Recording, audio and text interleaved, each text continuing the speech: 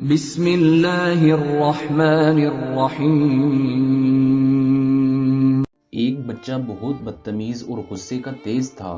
اسے بات بے بات فوراً غصہ آ جاتا۔ والدین نے اسے کنٹرول کرنے کی بہت کوشش کی لیکن کامیاب نہ ہوئے۔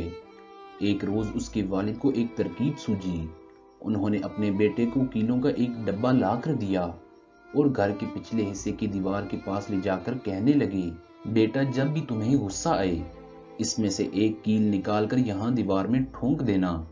پہلے دن لڑکے نے دیوار میں 37 کیلیں ٹھونکیں۔ 1-2 ہفتے گزرنے کے بعد بچہ سمجھ گیا کہ غصہ کنٹرول کرنا آسان ہے لیکن دیوار میں کیل ٹھونکنا خاصا مشکل کام ہے۔ اس نے یہ بات اپنے والد کو بتائی۔ والد نے مشورہ دیا کہ جب تمہیں غصہ آئے اور تم اسے کنٹرول کر لو تو ایک کیل دیوار میں سے نکال دینا۔ لڑکے نے ایسا ہی کیا اور بہت جلد دیوار سے ساری کیلیں نکال لیں۔ باپ نے بیٹے کا ہاتھ پکڑا اور اس کو دیوار کے پاس لے جا کر کہنے لگے، بیٹا تم نے اپنے غصے کو کنٹرول کر کے بہت اچھا کیا، لیکن ذرا اس دیوار کو غور سے دیکھو، یہ پہلے جیسی نہیں رہی۔ اس میں یہ سوراخ کتنے برے لگ رہے ہیں۔